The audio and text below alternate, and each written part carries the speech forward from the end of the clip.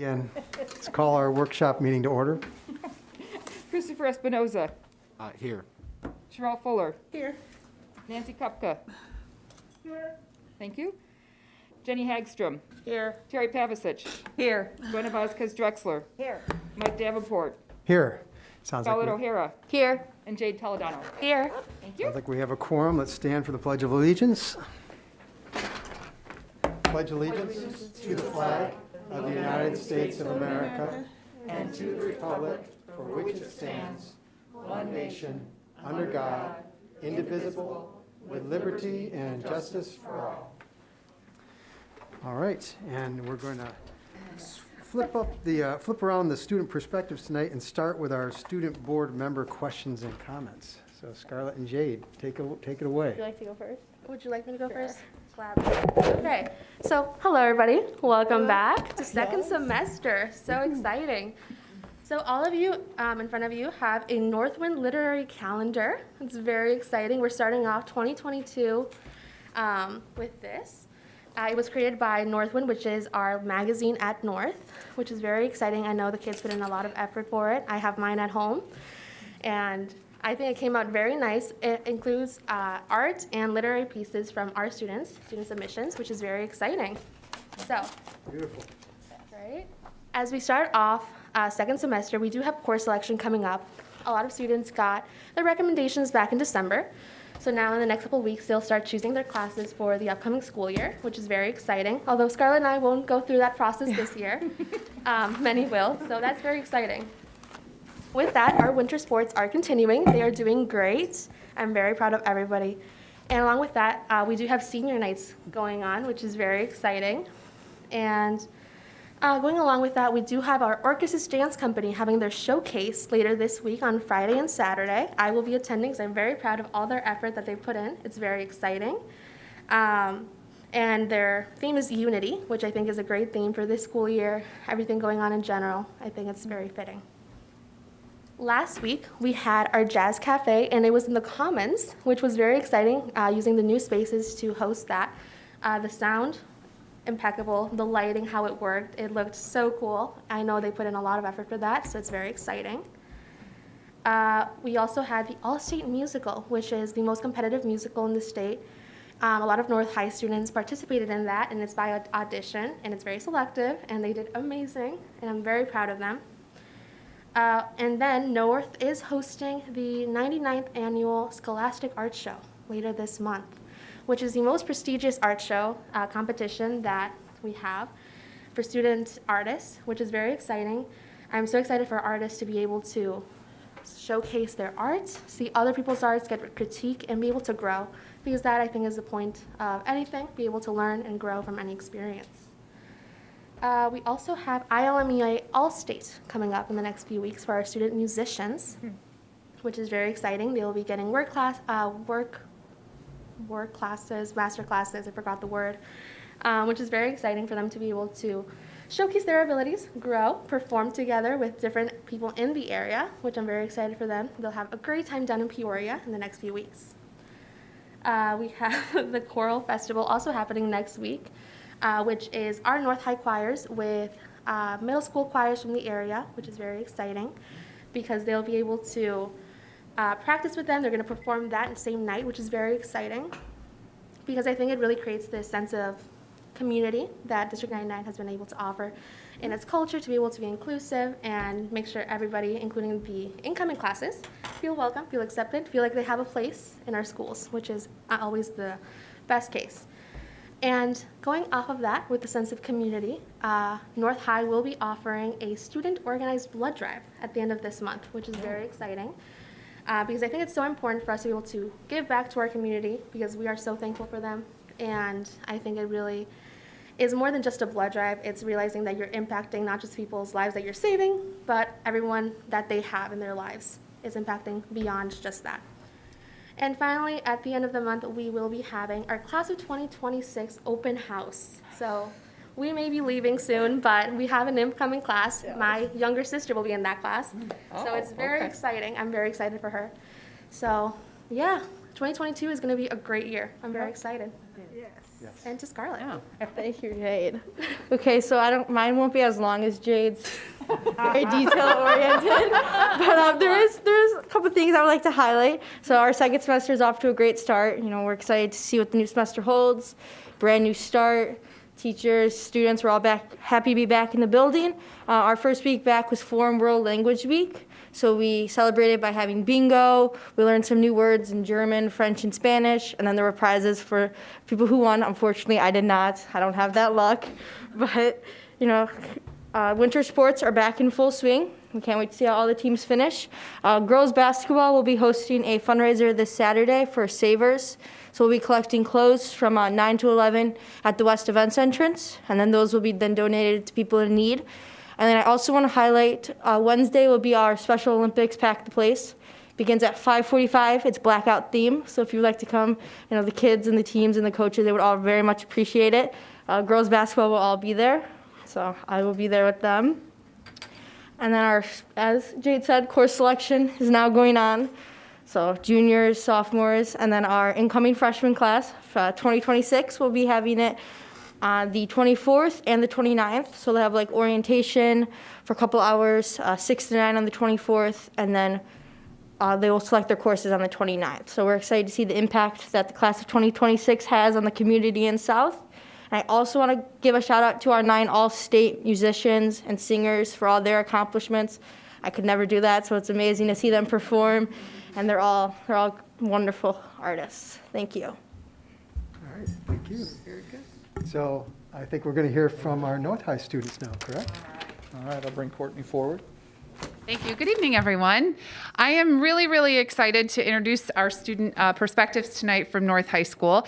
We have with us this evening Mr. Andrew Himes, one of our CTE teachers, and our students from our incubator class, our very first incubator class. And we have, I think, about 8 students here. I'm going to let them introduce themselves because they're going to present a little bit today. But I will tell you, I was really, really lucky at the end of first semester back in December, which feels like a million years ago already, that I got to go in to see their final pitches for the semester.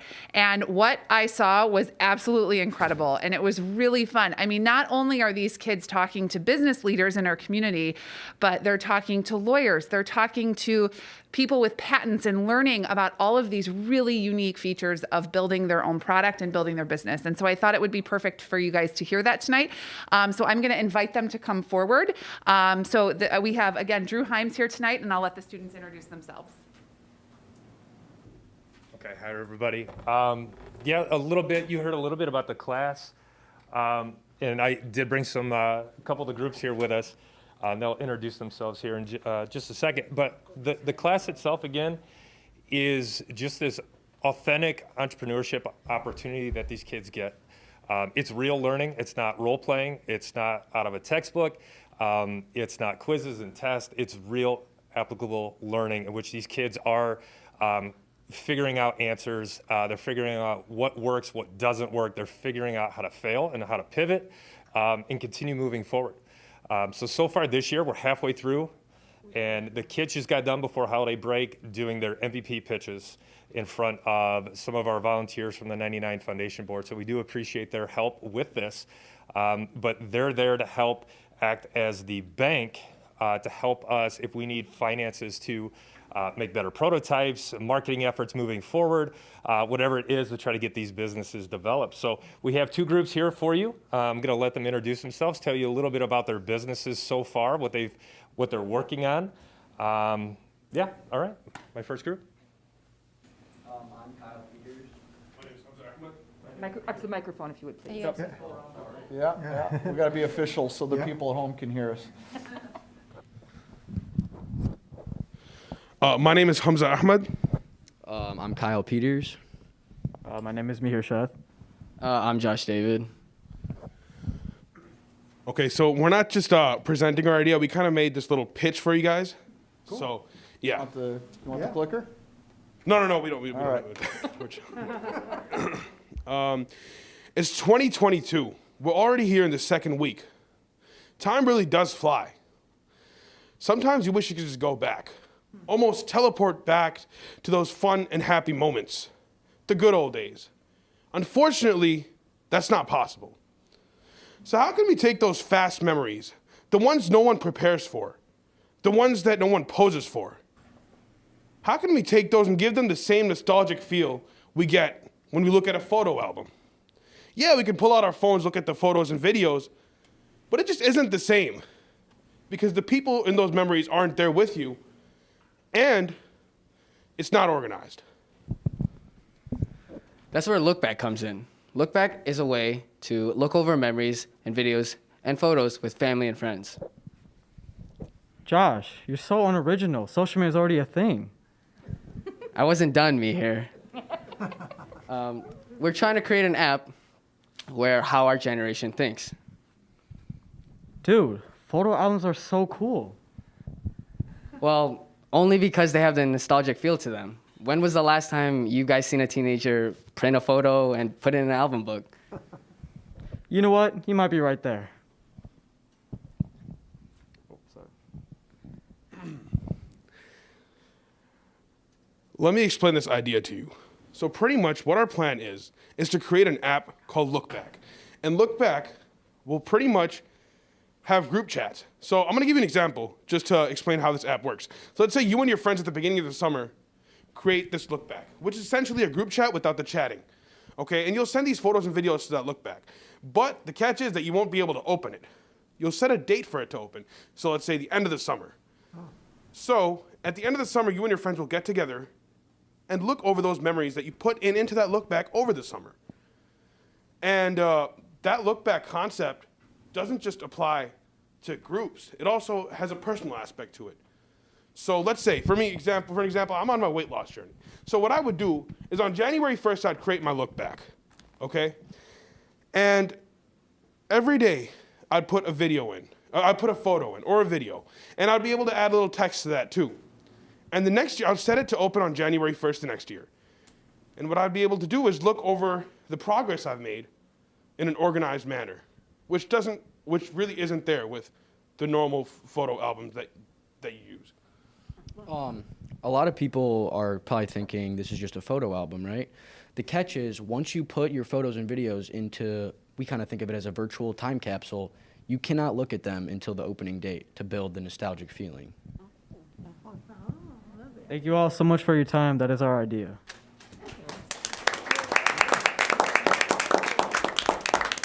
We're also willing to take any questions that anyone has about that, maybe. Anyone have any questions? No questions. I love it. Yeah, I really Love like what it. you guys are doing. Yeah. Awesome idea. So where's it going next? So the plan is to pretty much get pre-downloads. We're gonna make a video. We've already made a video, but it's like a prototype. We're gonna make another video, which will be on a website, and also that website will have something where you can pre-download this app. And we're gonna get a bunch of pre-downloads, see how many people would actually like this idea, and then hopefully we'll get into the process of developing it. We're already talking to people who can develop apps and stuff like that. We're currently talking with several different app developers, trying to figure out an exact price point for how much it's going to cost to develop, and a time frame for how long. But right now, like you said, we're working on interviewing people in person, asking what type of things they'd like to see, if they would use our app, and then we're creating a website right now where you can pre-download our app, so when it launches, you will automatically have it on your phone. All right. Where do we sign up to get get on the list? Our web. Mr. Hines will have the links. Yeah, we're Okay. setting up a website. I look right now. forward We'll to send it. it out to the board. Excellent. Thank you for your Thank you. time. Thank you. Great job. Great job.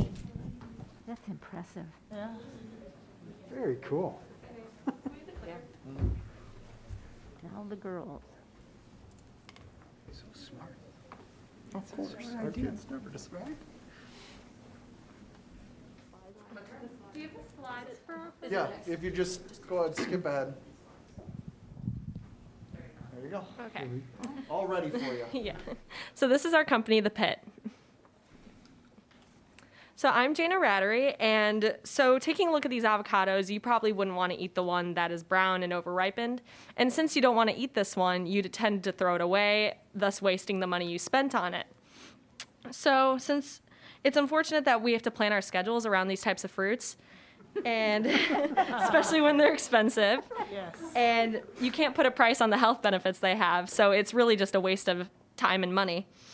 And the problem that we face is that they're wasting their money and the food that and their food due to the natural overripening of these fruits. So, we found that the biggest complaint for consumers when it comes to buying fruit is either it's ripening too fast or not fast enough. You never can find that sweet spot, it seems. So, how did we fix this? Well, let me tell you. We came up with the idea of having a kitchen appliance that would ripen and preserve fruits. And we learned from research that it's the same process for all fruits, such as what's on the board.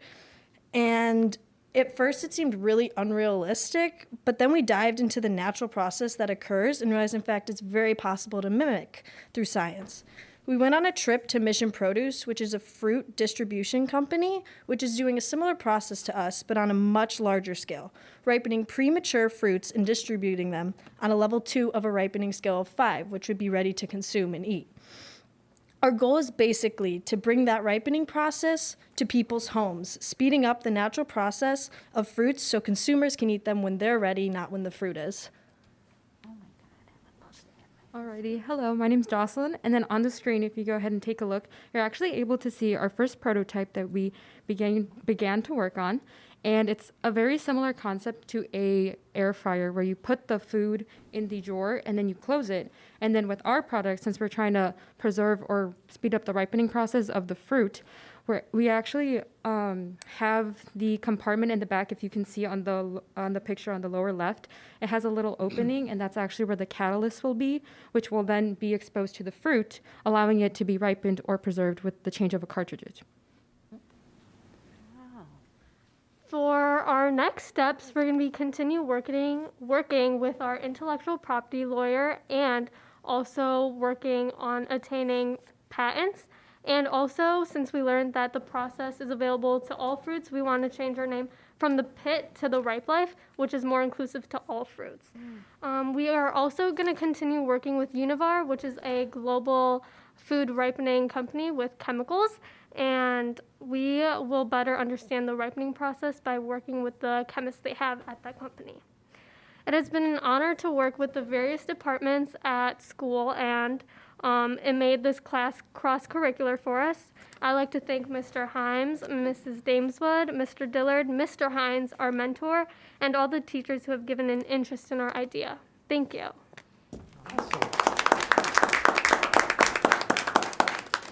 Blew my socks off. I mean, So I want in the class.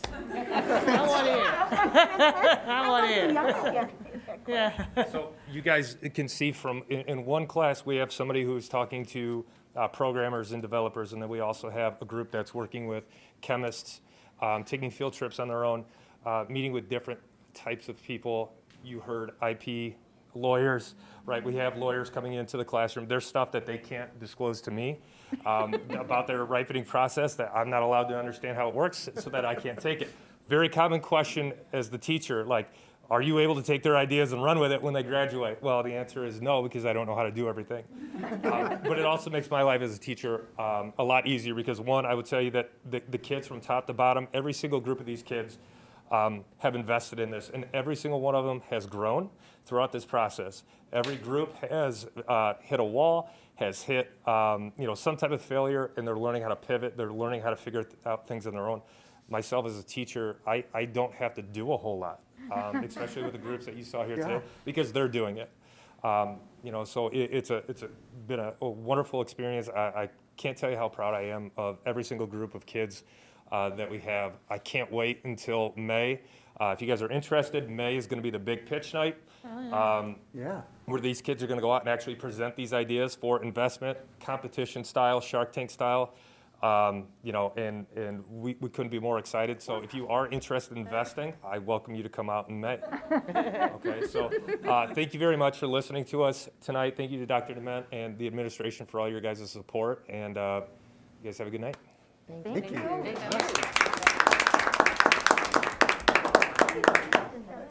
Yep, I like those ideas. Wow, good idea. I wish we could just adjourn the meeting. Yeah, I can't top that. We're not. Yeah, it's not going to get any better than that. So this this is our entrepreneurship class we put into place. What was it, last year? or year Incubator. before? Yeah. Last That's year. pretty recent, so, And then this last board meeting, you approved the next level of that course. So oh, yeah. these ones that are going to advance to a year 2 of this are the programs that can continue to advance. So just a quick question I guess I could have asked. When we talk about the IP attorneys and different things, how are we managing that? Or do we have people that, because this is the type of thing that people That's would where be. like Drew undersold himself, because Yeah. that's what our teacher, like he's saying he's not doing the work. Yeah, I mean, the kids are doing the work, but he is helping them blaze their trail through and bring in the resources and make the connections that they need to make so that they figure out how to lead it from an idea to an actual, product that people want to invest in, right? So his job of helping them go the right path, to get them past those spots where they stop, to be their cheerleader, like those are all, connect them with the right types of, professionals. That's his job, right? Yeah. And that's not an easy job. I know he Oh. makes it, he undersells himself. Well, yeah, this is where people would volunteer, that are IP. And that's what they intellectual are property. doing. What they're, Yeah. my daughter's in it, and Oh, so, that's what's happening. yeah, so there, he facilitates and kind of helps does them help, with yeah. some connections, and if they, seem to be heading in the right direction, so That's cool. it's been really, yeah. Yeah, he's kind of a guy to shepherd them Yeah. down their path, right? Yeah. So, And there are a lot of people that volunteer, or, have offered to volunteer, that they've asked to volunteer too, That's so it's great. good, yeah. It's quite it's a pretty cool, like, community outreach type thing too, so, very nice. and you can definitely see how it would take the entire student experience and bundle it up into one Oh, yeah. package, right? Impressive. Very And the community experience you're talking about, I mean, I can remember when I first came on the board, just one of the things I was thinking about 10 years ago was all of the intellectual capital we have Absolutely. in our community. It should be. And we got Argonne just down the street, and I mean, so the more we can engage all those resources with our students, I mean, the whole community benefits. Well, if you take a So look at the exciting. courses that the board has approved over the Yeah. last couple of Yeah. years, like this course, Yeah. our internship course, all of those are leveraging, Yep. those community I love it. resources and building connections between our students and hopefully a future career. Yeah, I think companies really like to see it too. Yeah. I think the students seem like they're having fun with Yeah. it too, It's a lot of fun. right? And I'm so So- excited we're taking full advantage of bringing the community in and all the resources, because Yeah. that's important. Absolutely. Good stuff. Yeah. All right, so we're going to move on to our first reception of visitors. We have no forms? No forms. Okay, so should we we can just? move past the should we first just mo- reception. I don't have to read this whole Nope. thing? Oh, wonderful. So let's go right into the board workshop and return to in-person learning, right? All right, I still gotta keep moving here. All right, return to in-person learning. This is me. All right, good evening, everybody. As you can see from this is up on our website, our dashboard. Just as the rest of society saw spikes in COVID numbers, we did as well. I think we might have had more positive tests this last week than maybe all of the weeks combined. We're pretty close to it coming back from break. I'd like to take a moment to thank everybody on our staff that has been working hard to process all of these and support families and explain everything. I know with all of the changing guidelines, it's very frustrating for everybody to get one of those calls or to have to be working through it and to process, what am I supposed to do? How's it supposed to work? How is my kid going to get help? All of those things we're working through and trying to support everybody as much as we can. It's a large amount of work for the school staff. The district staff has been pitching in as well to try to lighten the load in the buildings, but it is a heavy lift this week. Although we strongly believe, as the board has heard from me for the last 2 years, that having kids at school in person is the best thing that we can be doing. Hey, can I just say too, over break, we Yeah. had staff members having to do a lot of work. Yeah. Yeah, the numbers that came in over break, Yeah. they're not reported here because we just report the weeks when we're in session, but we had, if I'm correct, had more cases that first week of break than we had all of November, right? I think the last week before break started and the first week of break, we had nearly double what we had in November.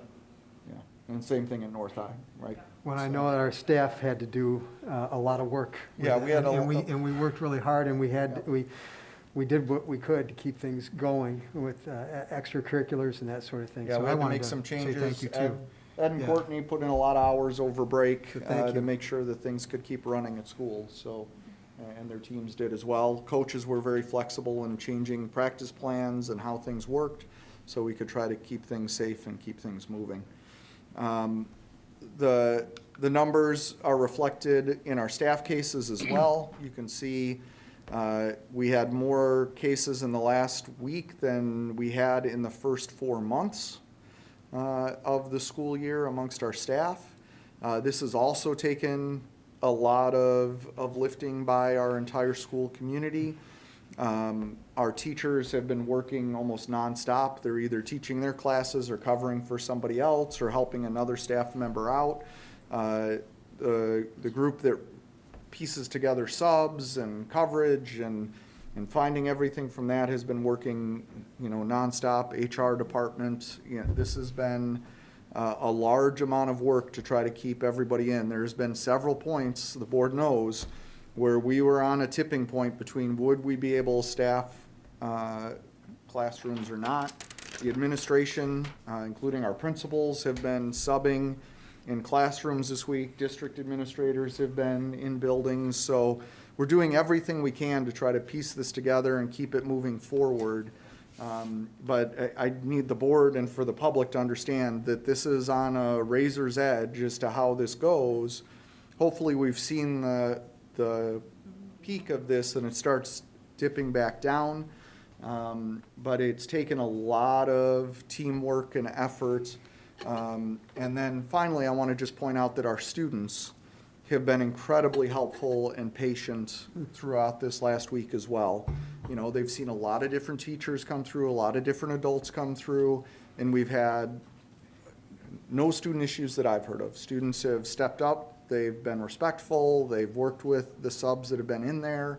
They're working just like all of our adults are to kind of make it through this crazy time. And then hopefully we see it kind of go back, the numbers go back down to what we were seeing before this piece. So a huge thanks to everybody involved, our students, our parents that are dealing with sick kids at home, our staff, our administration, everybody that's working to make school continue in person as best as we possibly can right now. So, some good confusing updates as usual from the health officials.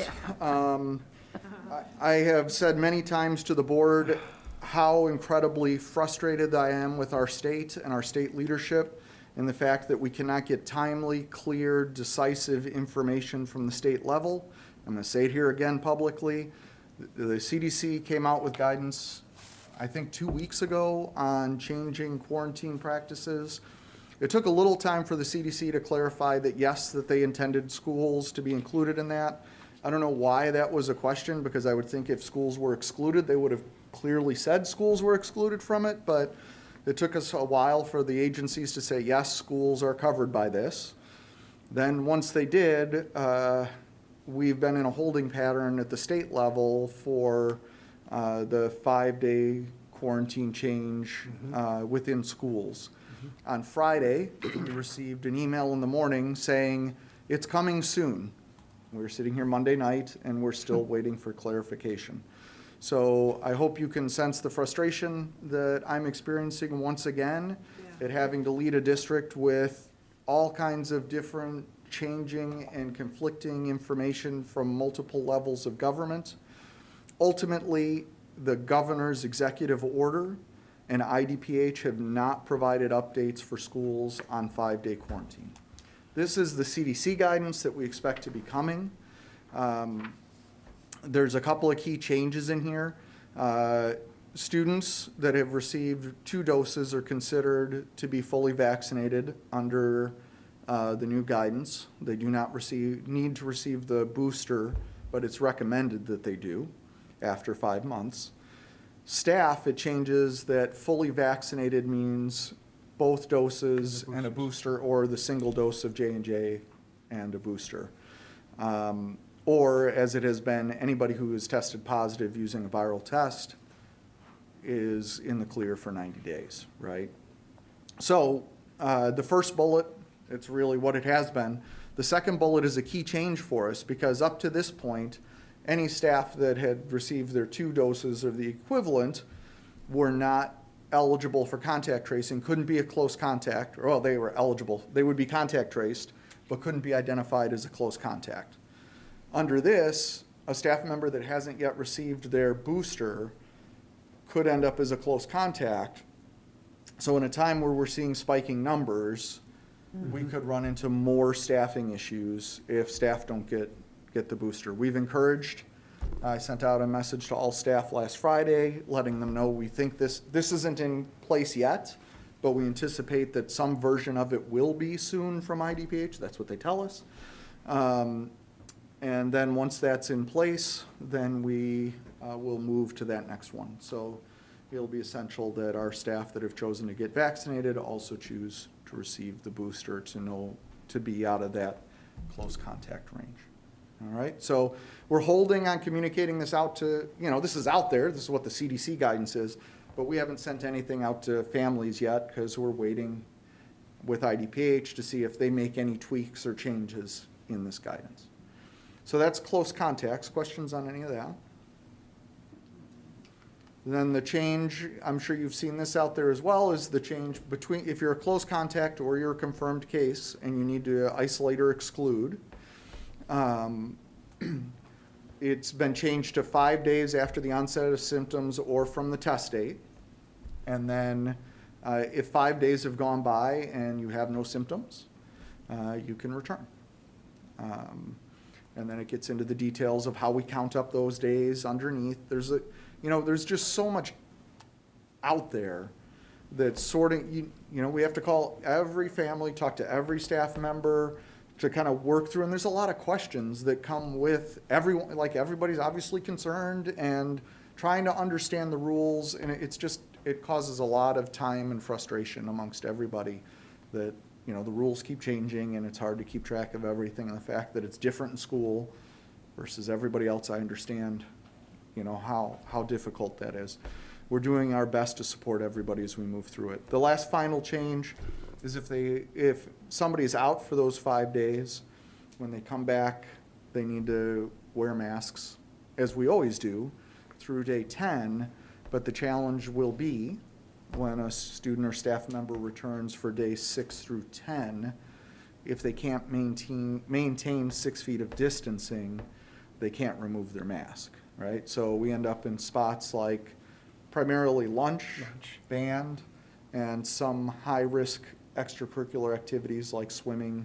Well, you can't wear it in the pool. Gymnastics, wrestling, where they're supposed to take off their mask for safety reasons, but they can't and maintain the 6 feet of distance. So we're going to have to maneuver through this for that kind of 4-day window, right? So we're working through this in the buildings as to where we already have some locations where if students are uncomfortable removing their masks and eating in close proximity to one another that they can spread out, we might need to come up with a couple of other spaces depending on how many students are able to take advantage of this. So we'll work through that in the buildings to identify some additional physically distanced eating areas. So still waiting. We have an email ready to go out to everybody, assuming that this, as we've told, soon and imminent is in place, plus whatever things Illinois adds to it. Yeah. So that's kind of where we're at right now. So. Do you have a ballpark of how many, like just a percentage of how many teachers or students are vaccinated? I don't have for students because there's a lot of things in collecting it. We have some that we've collected. So we've been using the county-wide number, which is about 70% across the county. We're going to be somewhere around that, right? Staff were at 96% fully vaccinated under the old definition. I don't know under the new definition with the booster where we're at.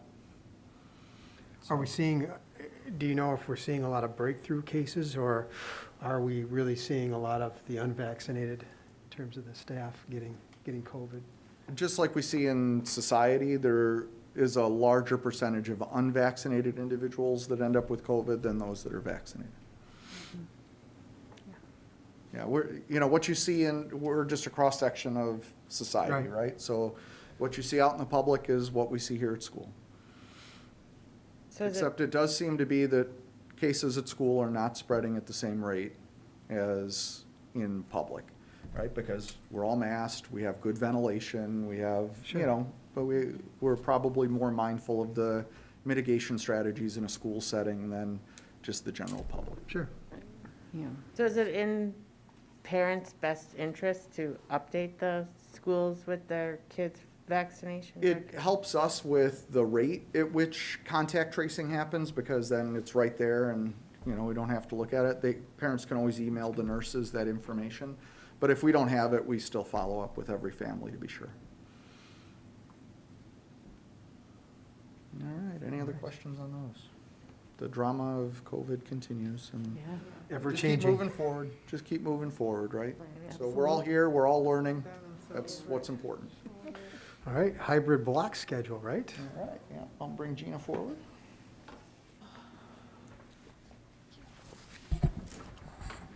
Good evening. I'm going to give a real quick update on where we're at in terms of our Sol4s. As you may recall, we have adopted the hybrid block schedule. I just put this in as a reminder where Monday, Tuesday, and Friday are 8-period days, and then the block days are Wednesday and Thursday. We have several committees, and those were those Sol4s that we've talked about before. 3 of the committees met in December. The part-time and traveling teacher schedule committee met in December. I met with them, and we looked at potential schedules.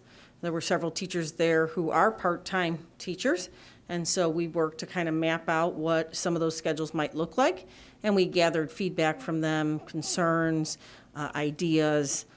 It was really a great opportunity to see what is a priority for them. We have a professional development committee that also met in December. They created a draft schedule to determine what the priorities are and how different professional development activities will look in terms of the calendar of the year. Because as you may recall, we will be doing professional development inside of the school day during what would be the teacher's lunch period. Just like students, teachers have a lunch period, either period 4, 5, or 6. And so a little bit different schedule for it, but certainly mapping out what that could look like. The department course team time, I'm also leading that committee with one of our department chairs. We met in December. We looked at potential solutions. We mapped out what the priorities are and tried to pair those solutions with the priorities. And our group will come back together, our small planning group will come back together and look at those options. We have 2 other committees that will meet soon. They have not started meeting yet. We were very deliberate in which committees would meet first based on the volume of work the committee needs to do. The fact that, as you heard from our students, our student board members, we have students going down for registration appointments very soon. And so scheduling is a big issue, and that's why we kind of mapped out the part-time traveling teachers, some of the department course team time, and then the largest committee, which I'm leading with a teacher, is our Access and Resource Period Committee. And the access is built into those 2 days, and that committee is about 50 people. So it's a large committee. We've met twice. We met on December 1st. We met on the 14th. And I'll be sending out an email to the group either later tonight or tomorrow for our 3rd meeting. At our first meeting, Dr. Thiele joined us and really set the vision. What is the goal of the access and the resource periods? And we started talking about programming, what it could look like. Our 2nd meeting, we certainly addressed questions, revisiting what we had discussed the previous meeting. We looked at some possible structures for access period. We actually looked at 2 options that we brought to the team, and then we asked the team if they had ideas, and 2 other ideas came forward. We put out a Google form to ask for individuals to be on like a subcommittee to work just on access, And then we looked at a calendar for potential resource. Resource being those lunch periods, periods 4, 5, and 6, different large group activities for students that could occur on their lunch period. Because remember, their lunch is built in all students and all teachers into periods 7 and 8, so they'll have that additional time. This committee, as I said, I'll be sending out an email very soon. At that meeting, we're going to map out the access calendar, work on our subgroup, and who's going to be on what planning phases of it. We are still brainstorming activities for resource, and then we're also looking at our policies, practices in terms of attendance, expectations for students. And I anticipate this committee continuing to meet. Some of the other committees may meet once or twice, like our part-time and traveling teacher committee. That's not going to be an ongoing all-semester committee. But this committee I do anticipate will be. And then just a reminder of our task force timeline. This is just one of the updates on the SolveFors and what we've done since we presented last time. Any questions? Just a general question. What's your sense for your confidence level in that we're actually going, these SolveFors are going to be solved after this work? Mm-hmm. Yeah. I definitely feel like we have the right people on the committees, and they are committed to the work. So I feel confident that we will be able to solve some of the questions and concerns and just issues that will arise with a new schedule. Certainly, there's a lot of work to be done, but I do believe we have the right people, especially on the Access Resource Committee, because that's one of our ongoing committees. Yep. Unlike some of the others, might meet, a couple of times. Yeah. This is going to be ongoing, and I anticipate the work related to Access and Resource will continue into the summer and next year. Okay. Right? It's new. There's a lot of programming Of course. that we need to plan for, but I'm very pleased. And when you think about, we have 50 people who have volunteered or have been asked and agreed to be part of this committee, and I think that speaks to our teachers and administrators and their professionalism and commitment. You mentioned some ideas are already being generated, Mm-hmm. and so coming up, when's the next meeting? We are hoping to schedule the next meeting for January 20th, but I haven't sent that email out yet, so some So- people might be listening and they're getting a trailer on that. Yeah. Right. Spoiler alert. All right. Well, you've made emphasis that, progress is going to be reported back to the board Right. for the remainder of the year. So this will be an ongoing, regularly scheduled event, hearing from Gina. Yes. So, all right. So we are still looking to implement this in the fall? Yes, Absolutely. in August. We're fine tuning, Clear. right? Yep. We're fine tuning. Go through all the concerns. Nancy, do you have something? Oh. Yeah, I have a question. I know this is the direction we're heading, but it's not. We said we would know by, I want to say, was it April? We would know for sure if we were going forward with this for the next semester based on the SolveFors. So I'm curious as to how we're going to approach scheduling different models. Yeah, the schedule itself is, either way, is built around the same 8-period day. So scheduling outside of part-time teachers and traveling teachers, which we think we've resolved in our last couple of meetings, are really the only key impactful pieces that we needed to make sure that we could work through before scheduling started. Otherwise, we're fine to schedule with this model moving forward and get ready for next year in the new model. And then if we run into a SolveFor, which I would expect that by now, if there was something that Gina or I were strongly believing that we couldn't solve for over the next couple of months, we'd be coming to you at this point to say, oh, we need some more time. I think we're well on our pathway to having all of our SolveFors resolved and be ready for our next school year. But, we still have work to do, so I still want to reserve the right where if something comes up or, something develops along the way here, and also we're living in very uncertain times right now, that if something should change, that I would come back to the board and say, hold on, we need to put a pause on it. But I am in the very high percentage, I don't want to give you a number, but because I can't give you a real one. But I feel very strongly that this will be the schedule that we'll be moving to next year. We should assume that this is where we're going unless I pull the emergency brake for some reason. But either way, students are going to get accommodated in terms of what they need and what they desire. So, okay, thank you. Yes, we'll go about course scheduling as we always have, which is the first priority is making sure that as many students as possible get the courses that they want to get.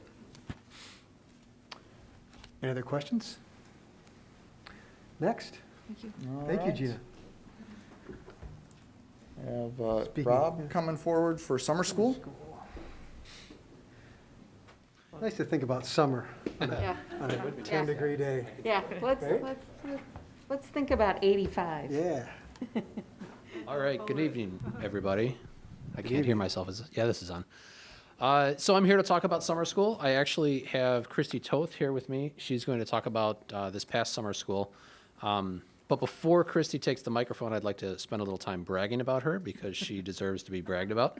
The 2020-21 school year was an incredibly stressful school year, especially for our teachers. At the same time, we had a vacancy for our summer school director because our previous director now has summer commitments, so he can't be around during the summer. So in a time when teachers were ready to just take a break during the summer, we had a whole cohort of teachers who signed up to be teachers in summer school. And we also had Christy who raised her hand and said, I'd like to continue working and then work during summer. And it also happened to be the largest summer school that we have ever had. So Christy joined us. Christy found many ways of doing things better for our students during summer school and led the largest summer school that we've ever had. So she's going to come up and talk through this past summer's summer school, and then I'll talk through some plans that we have going forward for this upcoming summer. All right, so since we've been talking about COVID and things, I have to share that we had the largest summer school by almost double, serving over 500, and we had 0 COVID cases in summer school. So we did something right over that period of time because that was the first time that we were actually fully in person. Before that, we had done remote for a period of time. We had done hybrid, but we hadn't actually been fully in person. And so we had to do a lot of brainstorming, and this took so many staff members to make it work. We were actually even more restricted than we are in schools now as far as having dots the kids had to sit on at lunch. We had to move kids' classrooms 3 different times throughout summer school, and our CMG team just absolutely rocked. They worked the entire summer for our kids, our secretaries and support staff, our nursing staff to do any contact tracing or checking in on what was going on, and our admin at both campuses and at the ASC to really make this happen. So as we mentioned, it was the largest summer school by over double the amount of kids that we typically have. And one of the reasons that was able to happen is because Gina Zaccardi worked her magic to be able to find ways to use those ESSER funds to be able to offer summer school for free for all of our students. So no student in district paid for summer school this past year. And additionally, they had free breakfasts and lunches provided every day.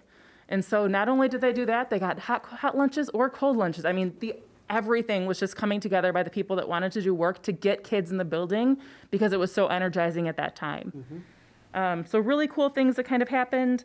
I wanted to mention that 99% of our students that enrolled were in-district students, and that was free for all of them. And then only 1% of those students were out of district, and they were charged at that time.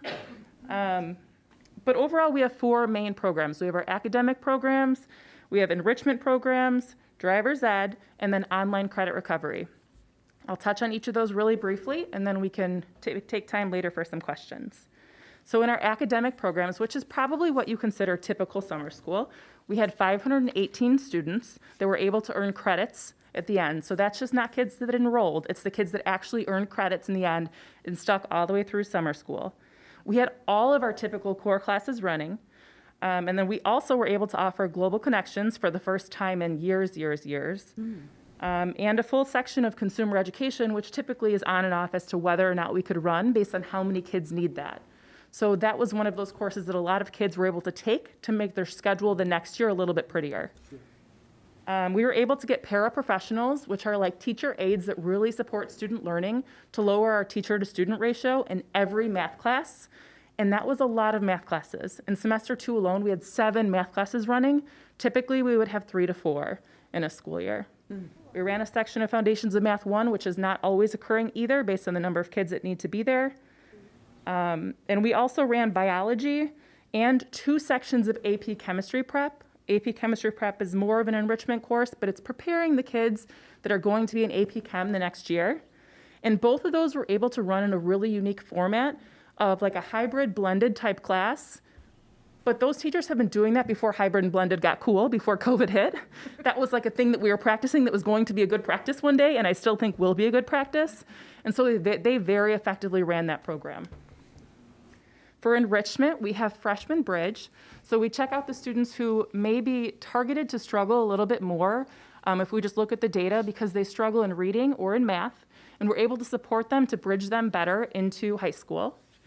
We offered, like I said, the 2 AP Chemistry preps, and typically we only have 1 of those, and it's not completely full. Keys to academic success, which is all of the executive functioning skills. So like, how do I note take? How do I ask questions of teachers? How do I text mark? And I got multiple emails. I just got another one last week from a parent that said, I just can't get over this, and I need to tell you how awesome that class was for my student.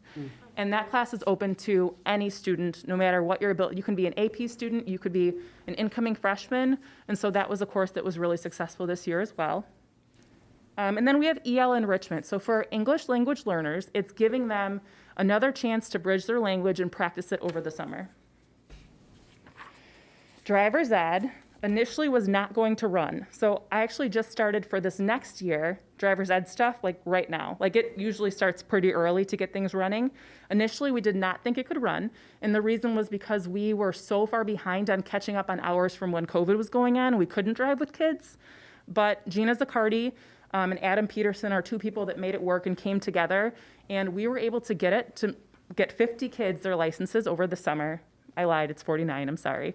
But we got 49 kids their licenses over the summer, which was super successful in a really unique, crazy schedule, and those teachers worked hard to make it work, so that was exciting. Credit recovery, that's an online model, and typically we wouldn't offer that unless a kid was already in a summer school program. So this year we did that same thing. Let's say that they failed a few classes, or they wanted to catch up on a few classes and grade replace. If they were already in the in-person model, because we needed all students to be in person at this point, there wasn't really the option, then they could add on another class online. Also, for some of our seniors who had really gotten behind and wanted to graduate, we gave them multiple classes as options. And for people in very unique life circumstances, we were able to get them those classes. And we had 130 students, like I said, complete 100 classes, and 6 students graduate high school that wouldn't have otherwise. Very good. There was, I will be completely honest, when you guys look at the report, there's a part that says the reason for attending summer school.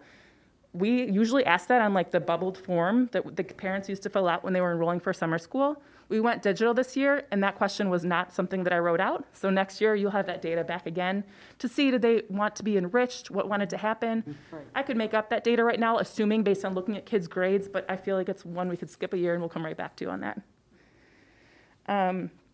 And last, I just wanted to share, I feel like these numbers can be a little bit boring, but this district really prides itself on its stories. That's something that we consistently hear as staff members, is to share the stories.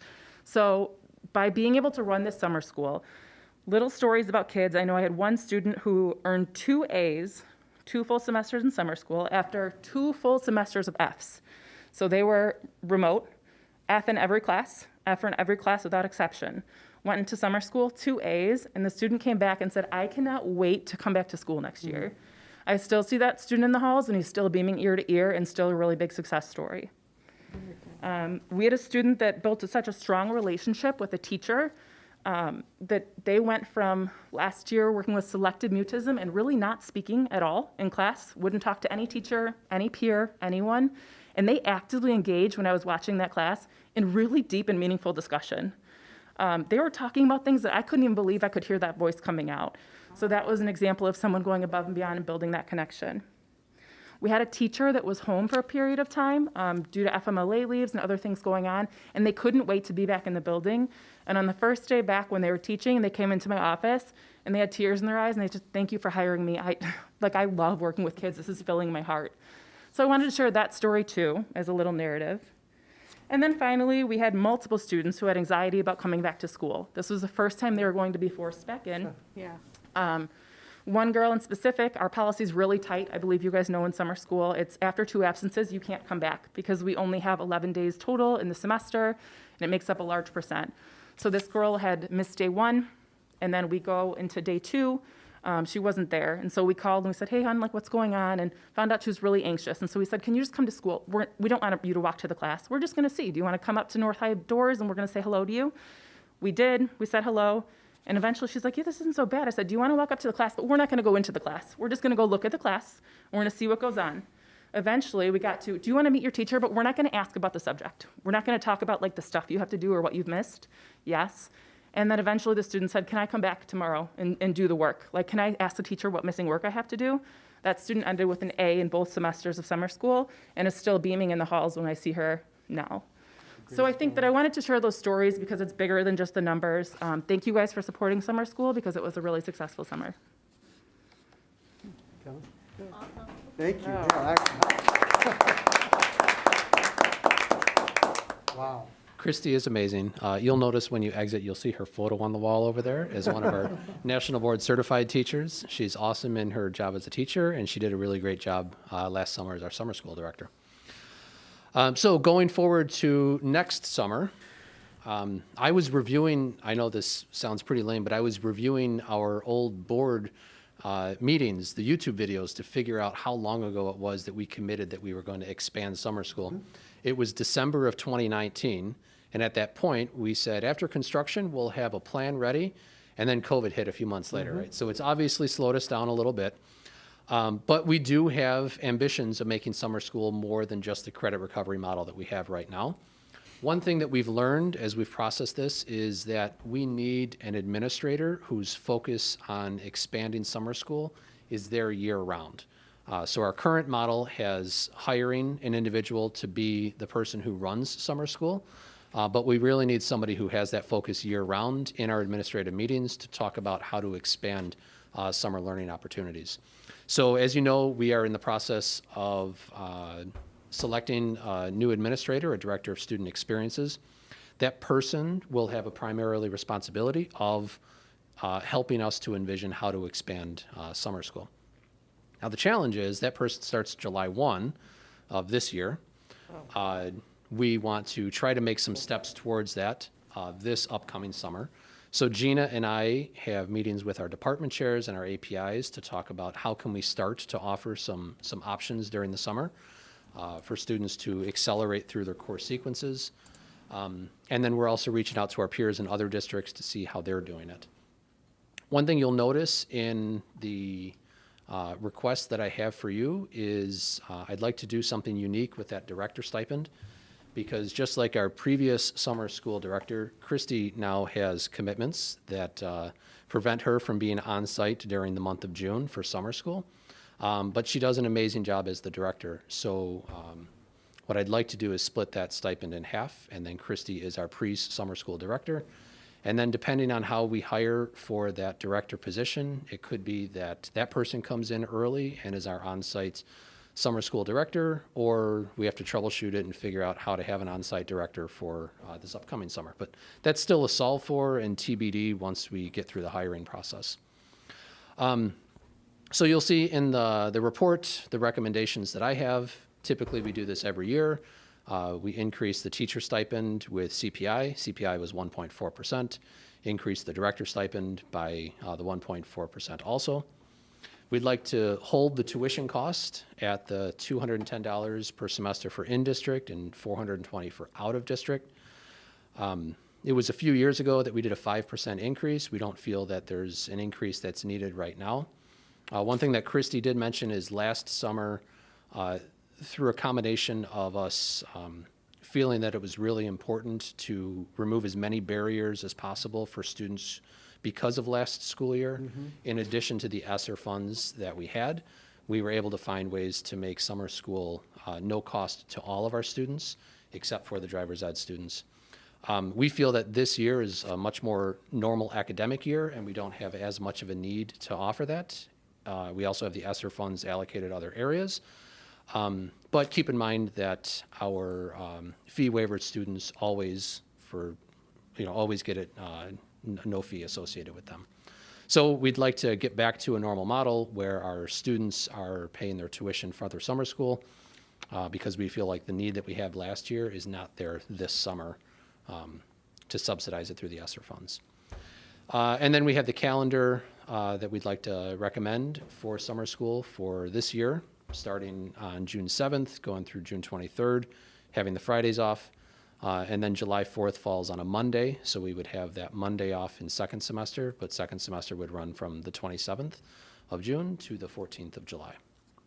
I have a question. Yeah. Oh, sorry. Go ahead. You got I think more? that's Oh, it. you're done, okay. Yeah. Do we generally subsidize the summer school for students that may not, I know we offered it for free last year, but for students who aren't able to pay for it? Yes. Yeah. Yep. I was thinking we did, but I wasn't be sure. Yep. And then there, whatever form, it kind of somewhere on there tells them if you can't afford to pay for it, you could. Yeah, there's a way for them to indicate it, and there's also a way for us to check our records from the previous school year to confirm. Okay. All right, I couldn't remember. Would the fee include food again? Well, I believe because we believe so. moved out of that program, we don't have that available any longer, right? No, that's Yeah. not an available option any longer. I mean, students that are on free lunch, yes, we would still provide, but all other students we'd have lunch options available for them to purchase. You said because we don't have that program anymore. How did we, I don't recall, last year was a long time ago. Yeah. I don't recall how we were able to get that program. Yeah, that was all federal money that came in. Yeah. And even throughout the school year, we were providing meals. Yeah, I remember that. So Yeah, that and then we federal- just don't have continued that anymore. throughout the Okay. summertime.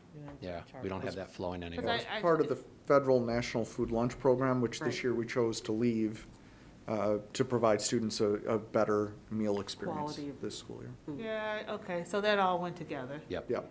Okay. Yeah. No, I'm only asking because it sounds like it was successful summer school. It also with so much going on, more kids could be interested in it. Another thing I took away from it, probably the intimacy of summer school, meaning it's not as many students where some of the kids opened up and with so much going on, we're able to enjoy it. So this was thinking, we still. There's also a different structure of the day, right? Because you're with the same teacher Yep, for almost yeah. a whole day for the equivalent of a semester, right? It's a high intensive, it's like a J term in a college experience, right? Yeah. So it gives teachers and students this different opportunity to build relationships and get to know each other different and, Yeah. and for some students, it's maybe their second time through the content. So, it's just different. It's a very different, I used to love to teach summer school just because of that. Yeah, my It's just a daughter did. different way of running school for a period of time.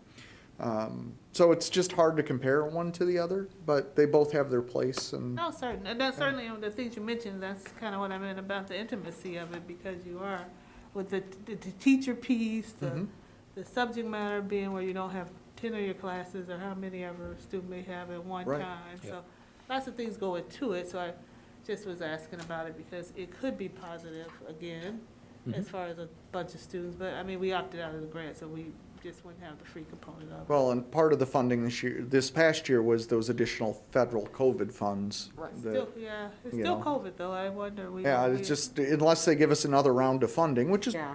possible, those funds have been allocated in different places. Right, yeah. Any other comments, questions? So I have kind of a parallel to what Sherelle was talking about. We had more than twice the number of students participate this last summer. So it begs the question, right?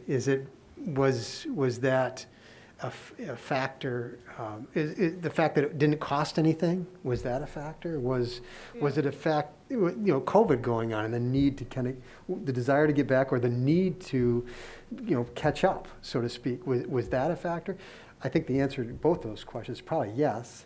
Yeah. So it'll be interesting to see what happens this coming summer. And getting back to the point, why are you taking, the summer class? Will be good information that we gather then this summer to analyze that.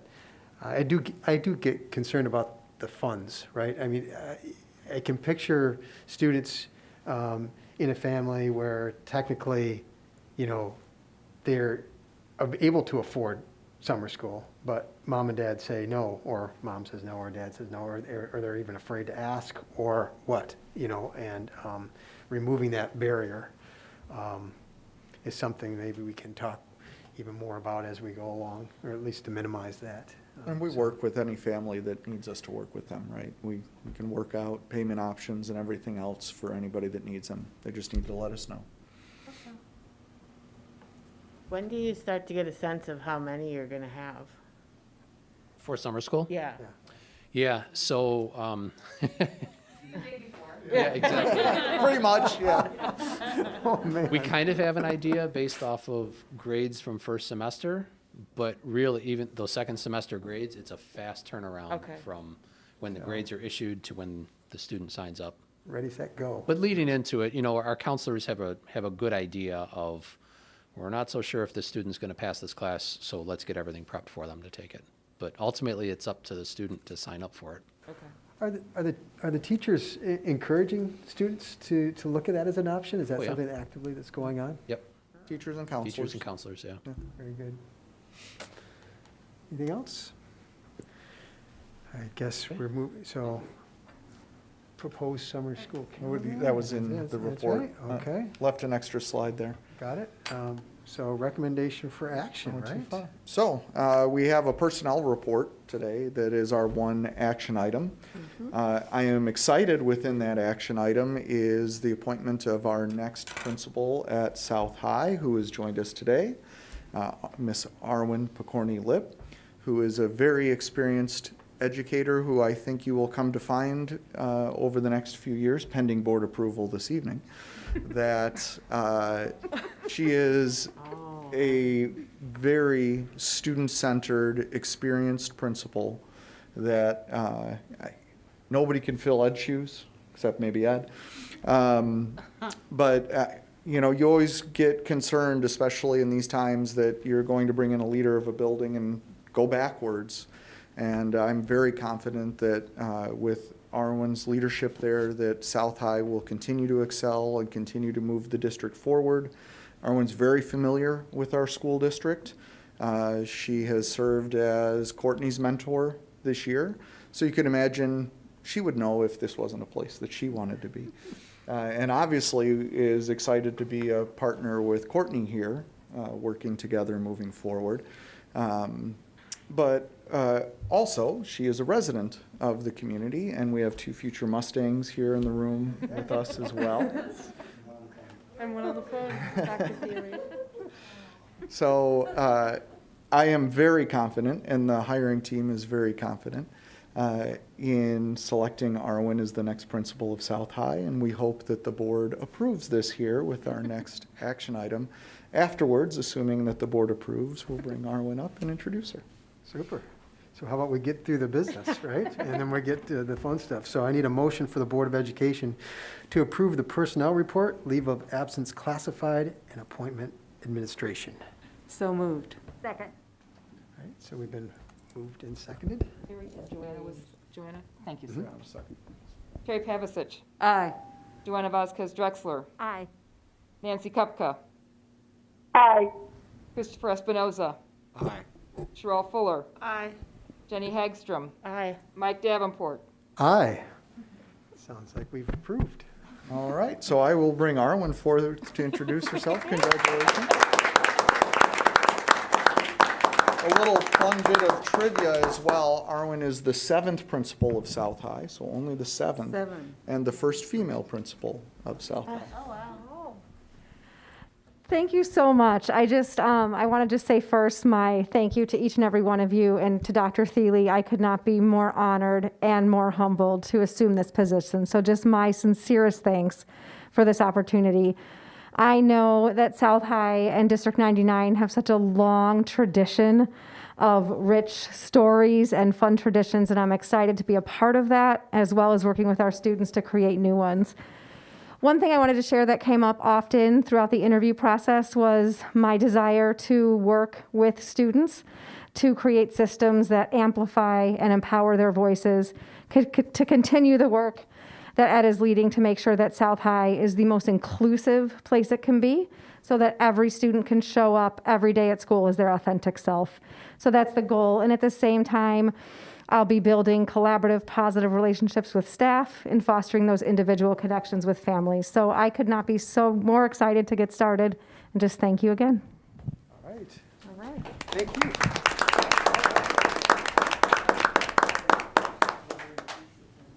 Yeah. So I have on the phone my Tommy Lip, who is currently a 7th grader at Jefferson Junior High in Woodridge. Hey, Tommy.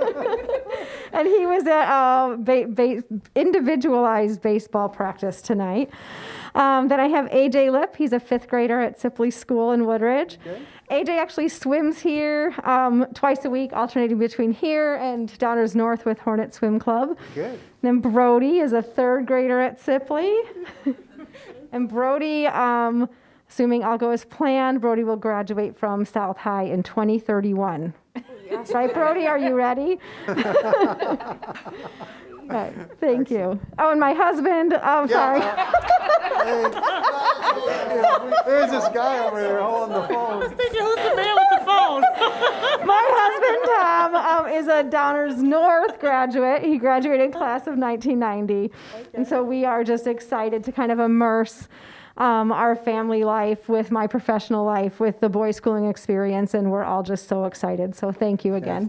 Thank you. Thank you. Welcome.